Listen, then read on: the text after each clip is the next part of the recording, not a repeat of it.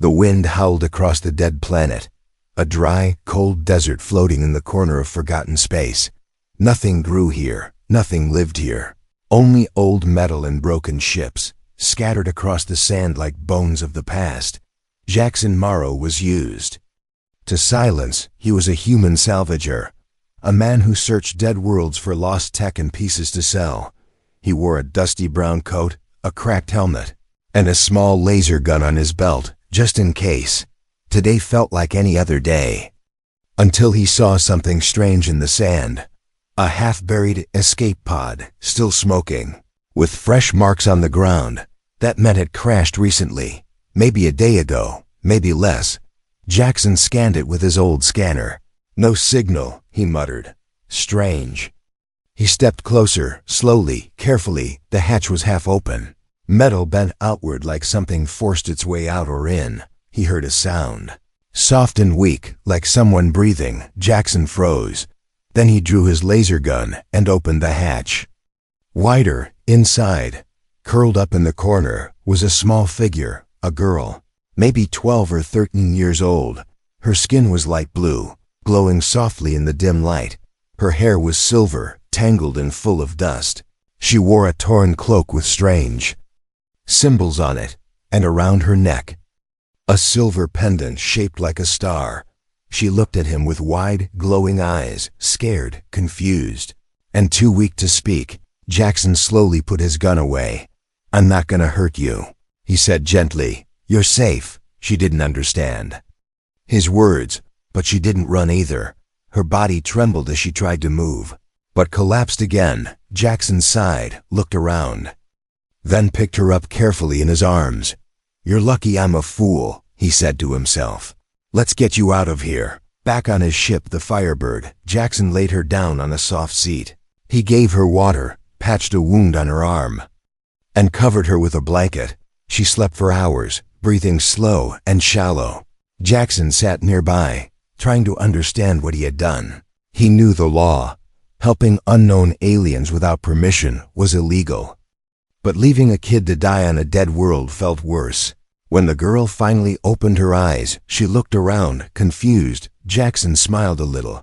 "You're on my ship," he said. "Safe." She still didn't reply, but she touched the pendant on her neck and held it tight. Her lips moved slightly, whispering something in a language Jackson didn't know. He noticed the pendant glowing faintly, curious. He scanned it with his datapad. A series of locked codes flashed on the screen. Encrypted, advanced, and royal. His eyes narrowed. "This ain't just some kid," he whispered. "This is something big." The pendant suddenly blinked, and Jackson's screen flashed red. Signal sent. It said, "To where? To whom?" He didn't know, but it couldn't be good. Hours later, as the girl rested, Jackson sat in the cockpit thinking. He didn't know her name, her planet, or why she was running, but something about her felt important. He replayed the crash site. In his mind, no wreckage, no fire trail in the sky. It wasn't an accident. Someone wanted her gone or hidden. The girl slowly stood up, walked toward him, and pointed at the stars outside. She spoke again, just one word this time, "Andara." Jackson blinked. Andara. That was the name of a powerful alien empire, rich, advanced, ruled by a royal family. But Andara had gone silent months ago. Rumors said there was a civil war, a betrayal, even talk of a missing princess. He looked at the girl, the silver hair, the royal pendant, the way she carried herself even. While weak, a horrible thought filled his mind. "No," he whispered, "you can't be." Before he could finish the sentence, an alarm blared. "Incoming transmission. Unknown ship detected someone had found them." And they were coming fast. Jackson turned to the girl. She looked at him, eyes wide with fear but also something stronger. A spark of courage. He grabbed his gear, checked the engines, and powered up the shields. "Hang on, kid," he said. "Looks like we've got company." As the ship shook and lights flickered, Jackson realized one thing. This girl was no ordinary alien. She was someone powerful, someone dangerous to the wrong people. And now they were after both of them. He had no idea what he had gotten himself into. But it was too late to turn back now. The stars looked calm. But inside the Firebird, everything was chaos. Blaster fire shook the ship, alarms screamed, and Jackson's hands moved fast across the controls. The girl, Lyra, sat quietly, her eyes fixed on the stars, as if she could see something others couldn't. Behind them, a dark hunter ship chased like a shadow with wings. No logos, no lights, just pure speed and death. It fired again. Another red beam sizzled past their hull, burning a hole in the outer layer. "This ain't no random pirate," Jackson muttered. "They know what they're after." He dove into an asteroid belt, weaving between giant spinning rocks. The hunter ship followed, but less smoothly. One wrong turn and boom, it smashed into a drifting asteroid. Vanishing in fire and smoke, Jackson didn't celebrate. He just sighed, set the ship on autopilot, and walked back to the girl. He had questions, and he knew it was time for answers. He sat across from her, trying to stay calm. "You said Andara." He began slowly. "That's a name I've heard before." Lyra didn't speak, but she looked at him closely. Jackson tapped on his datapad, brought up the galaxy chart. "Show me," he said. "Where are you from?" She stood, walked to the screen, and pointed to a cluster of stars, the Andara system. Once shining with royal power, now dark on every map. Then she touched her pendant, gently, as if waking it up. It responded, glowing softly, a beam of light shot up, and a hologram formed in the air. Jackson stared, stunned. A woman appeared, tall, regal, with the same silver hair and glowing eyes as the girl. Her voice echoed through the room. Speaking in Andaran tongue, smooth but urgent, Lyra translated. In broken English, slow but clear, she say, "I am Princess Lyra of House Andara, last daughter of the Empress." Jackson's heart dropped. Princess. He had picked up a royal. The message continued, showing battle footage, starships burning, cities falling. "We were betrayed," Lyra whispered, translating. "My uncle, he wanted power." War began. "I was sent away." Jackson rubbed his face, trying to make sense of it all. "So your uncle tried to kill the royal family. And you're the only one left," she nodded, tears forming in her eyes, but her jaw tightened with quiet strength. Looked again at the pendant. The symbol, a royal star, used only by the true heir. It was not just decoration, it was a key. Inside the message, the Empress gave one last instruction. "Find the old guard," Lyra said. "They will protect. And help me return." Jackson sat back in silence. He had picked up a child from a broken pod, but she was a royal flame, hiding from a storm. Later, while Lyra rested, Jackson opened his encrypted channels. He needed information. Fast, he found old bounty boards, news feeds, black market whispers. There it was, a secret bounty posted across 5 sectors. Target, unknown alien child reward. 800,000 credits, dead or alive, no name. No reason, just silence and money. That meant powerful people wanted her gone. He stared at the screen, then at Lyra, sleeping under a blanket with the pendant still glowing softly. "Why didn't I walk away?" he muttered. "This isn't my war." But even as he said the words, he knew they were lies. Something inside him had changed. The next morning, Lyra walked to the cockpit and stood next to Jackson. She looked older. Somehow, like she had made a decision. "I want to go back," she said. "To Andara." Jackson raised an eyebrow. "You sure about that?" She nodded slowly. "If I hide forever, he wins." Jackson didn't say anything for a moment. Then he smirked, started punching in coordinates. "Well then, let's find your old guard, Princess." As the ship jumped into light speed, far behind them, another signal blinked to life. Someone else had traced the pendant, and this time, they wouldn't miss. The silence before the attack was too perfect. Space stretched like a quiet ocean outside the ship's window. Cold and endless, but Jackson felt it.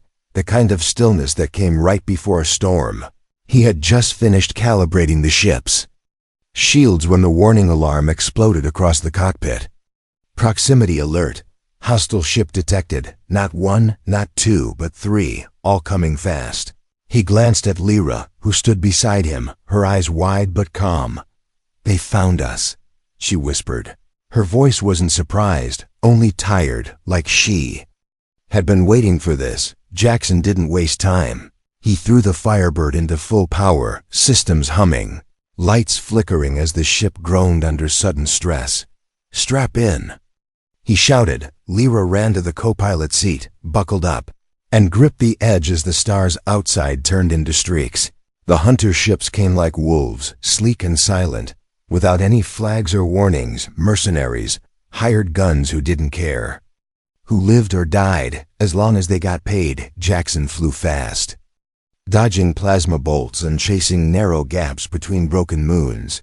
The ship shook with every near hit, sparks falling from the ceiling. "We won't outrun them," he muttered. "We need a trick." Lyra reached out to the ship's interface. A panel lit up in alien code, symbols that Jackson didn't recognize. But she did. She typed fast, fingers moving like she'd done it 1,000 times. "What are you doing?" Jackson asked, breath short. "I'm unlocking the core routes," she said. "This ship has hidden tunnels through space, old Andoran jump paths." Jackson stared for a second, then grinned. "You could have told me that 2 days ago." "You didn't ask," she replied, dead serious. The hunters started closing in, one locking onto their tail. A shot ripped across the back of the Firebird. Red lights blinked all over the dashboard. "We've got engine damage," Jackson yelled. "Just get us to 9.7 lightfold," Lyra said. "I'll do the rest." The girl's voice had changed, sharper, more commanding, not scared anymore, but ready. Jackson trusted her and kicked the ship into overdrive. The hull screamed. The cabin lights dimmed and time stretched. Lyra touched the pendant again, and the map opened in front of them. A secret route through folded space. Invisible to normal sensors, she pressed a final command. A pulse of light shot out from the Firebird, and in a blink, the ship vanished. They reappeared inside a nebula made of glowing red gas. Surrounded by wreckage and silence, the hidden route had worked. The hunters were gone, for now. Jackson leaned back in his chair, heart pounding. "That," he said, "was insane." Lyra looked pale but steady. "It won't stop them for long," she said. "They'll trace the route eventually." Jackson nodded, already checking damage reports. The engine was wounded, the fuel was low, and they had hours, maybe less. "We need repairs, and fast." She opened a star chart and pointed to a distant corner of space. "There's a station there, old rebel base." "You sure?" "I remember," she said quietly, "from before." Later that night, as the Firebird floated in the nebula's safety, Jackson sat outside the medbay. Watching Lyra sleep, she looked peaceful for the first time. Curled up in her seat, pendant still glowing faintly, he pulled up the encrypted bounty list again. The reward had doubled. That meant one thing. Someone powerful knew she was alive, and they were getting desperate. He closed the screen and whispered to himself, "I should have left her back on that planet." But even he didn't believe it. Suddenly, Lyra woke up, sat up straight, and said just one word. "They're coming." The Firebird's sensors lit up. She was right. The hunters had found them again, and this time, they weren't coming alone. Asterisk, the past doesn't stay buried, not when it's written in stars and sealed in memory. The Firebird floated through ghost space, a quiet zone filled with shattered satellites, broken ships, and the silent remains of wars long forgotten. This place had no name on star charts, but Lyra called it the graveyard. It was where old rebels once hid, where broken things went to disappear. Jackson stepped onto the deck and looked around. Every window showed wreckage, twisted metal, silent fighters, floating pieces of history. "Charming vacation spot," he muttered, but Lyra wasn't listening. She stood in front of a sealed door at the back of the ship, holding her pendant tight. Her hands shook slightly as the light from the jewel glowed brighter than ever before. Jackson walked over. "What is it?" he asked. She didn't answer right away. Then she whispered, "I think it's time." The pendant glowed again. Brighter, warmer, almost alive. Then a soft hum filled the room. And a hidden panel on the ship's wall slid open. Inside was a small orb, silver, smooth, with lines like circuits across its surface. Lyra picked it up carefully, like it was made of glass. She placed the pendant into a small slot on the orb. It clicked, then spun. The lights dimmed. And a hologram burst into the air. A tall woman appeared, standing proud in royal armor, her silver hair tied back, her voice calm but full of sorrow. It was the Empress, Lyra's mother. Jackson stood frozen. Even through the static, her power was clear. The message began, spoken in Andran. But Lyra translated softly, word by word. "If you're hearing this, then I am gone." Lyra's voice cracked, but she continued. "You were sent away for your safety, daughter. The Empire has fallen, betrayed from within." The hologram showed flickering images. The royal palace in flames, loyal guards being hunted down, fleets turning on each other. Then the Empress's voice returned. "You are the last blood of House Endara. And our last hope." Jackson swallowed hard. This wasn't just a girl with a royal name. This was the heir to a fallen empire. The Empress continued, "There are still those who remember our name, who wait in the shadows. Find them, the old guard." Jackson looked at Lyra. "Do you know where they are?" Lyra nodded slowly. "I remember. A place they called the Cradle." Jackson powered up the navigation system. He typed in the coordinates Lyra remembered, and the map zoomed in on a small star system hidden in a dense nebula. No clear path. No open gates, only danger. "This is suicide," he said. "That whole region is off limits. Storms, wormholes, blackouts." Lyra stepped forward, face calm. "But that's why they're hiding there." Meanwhile, far across the galaxy, a dark hall echoed with footsteps. A tall figure in royal armor stood before a wall of holograms. Each screen showed ships searching, hunters tracking, eyes watching. "She's alive," the man said, his voice cold as metal. He was Lyra's uncle, the usurper of the throne. He turned to a silent bounty hunter standing nearby. "I want her found before she reaches them," he said. "The old guard must never rise again." Back on the Firebird, Jackson watched as the hologram of the Empress faded away. The final message burned into his mind. "Protect her, and she will lead the stars again." He looked at Lyra. No longer a scared child, but a flame starting to burn. "I guess we're going to the Cradle," he said. Lyra nodded.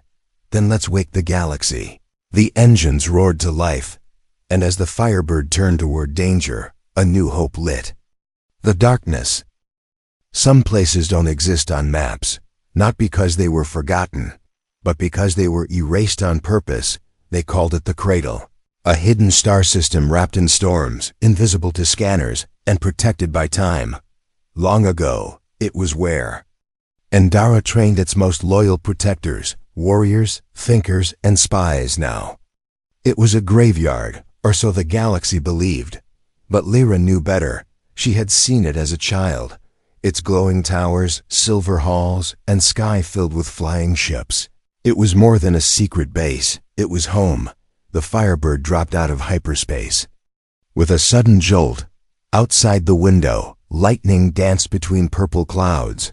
Strange moons orbited too close, and giant gas waves flowed like rivers through space. Jackson blinked in disbelief. "This place is insane," he muttered. Lyra just smiled. "They made it this way on purpose," she said, "so only the true ones could return." They flew deeper into the storm, guided by Lyra's pendant, which pulsed brighter with every mile. Suddenly, a warning flashed.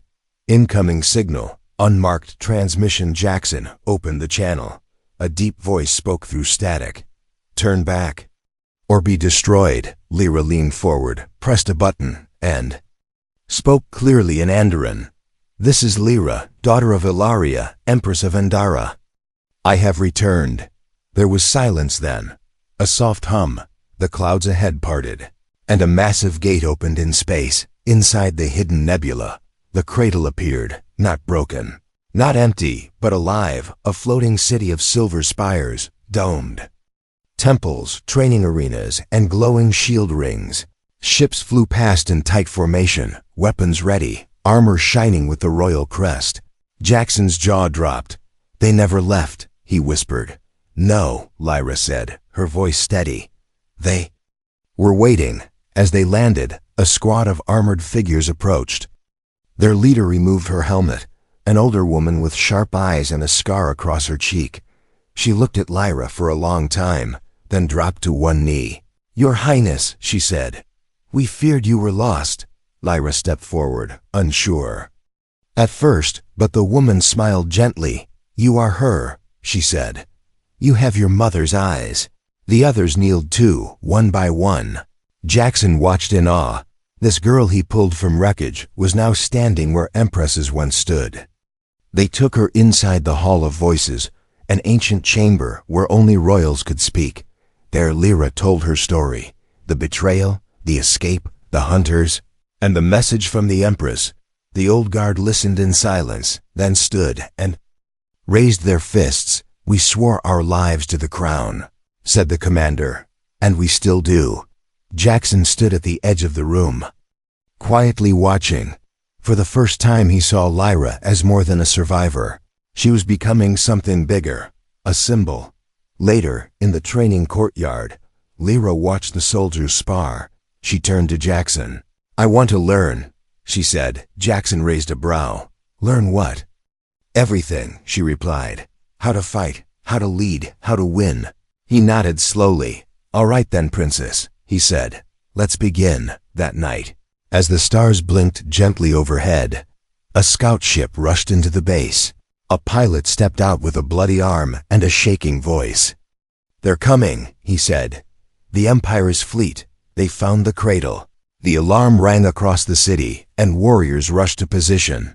Jackson and Lyra stood on the balcony as the sky filled with dark ships on the horizon. This was no longer just about hiding. It was time to fight back. Before the battle began, the air itself felt heavy, like the galaxy was holding its breath, waiting for something to break. In the heart of the cradle, soldiers stood in silence, armored and ready.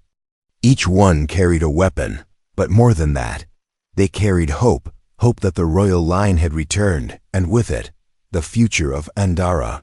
Lyra stood at the front of them, wrapped in ceremonial armor that shimmered silver and blue. Her pendant now rested in the center of her chest plate, glowing brighter than ever before. Jackson stood beside her, dressed in tactical gear, his blaster charged and ready. "You don't have to do this," he said quietly. "Yes," she replied.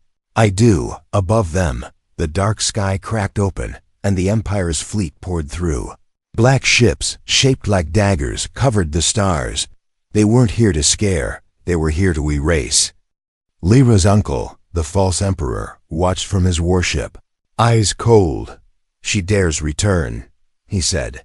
"Then she dies with them." His voice echoed through his command deck.